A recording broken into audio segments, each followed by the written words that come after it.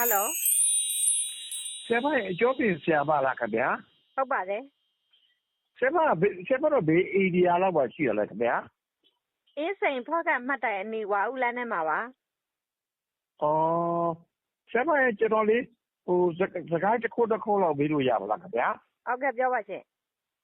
ကျွန်တော်အသက်80ရှိပါပြီဆရာမရဲ့ဟုတ်ကဲ့ဒီပါကျွန်တော်တို့အင်္ဂလိပ်ဆရာတွေပြတော့လဲဘာမှမထူး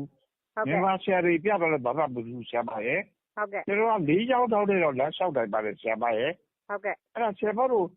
ကျွန်တော်ကလမ်းလျှောက်တယ်ဆရာမရဲ့အဲ့ဒါလေကျွန်တော်တို့လေအိမ်ကိုလာကြည့်ပြီးလို့ပြရဘူးလားဗျာကျွန်တော်ကနေပြီးတော့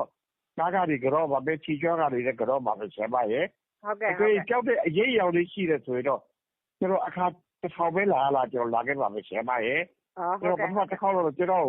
အဲ့ဒါလေးပြပါလားဆရာ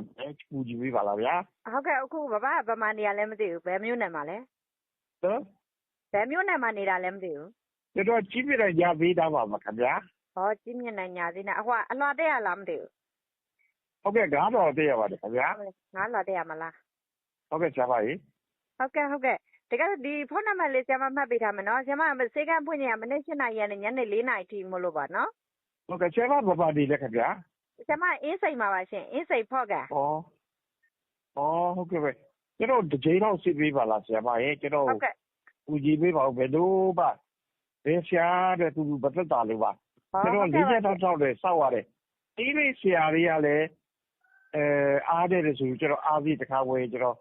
တစ်သိန်းတော့ဝယ်ရပဲဒါလည်းမရပါဘူးဆရာမရဲ့တခါကျတော့အကျော်လေးတဲ့ဆရာမရပါဘူး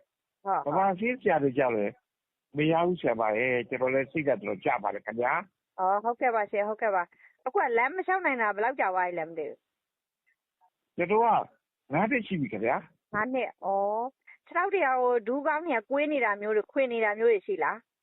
မရှိဘူးဆရာမရဲ့မရှိဘူးခင်ဗျာကျွန်တော်ကအကွေးဆန်ကောလို့ရတယ်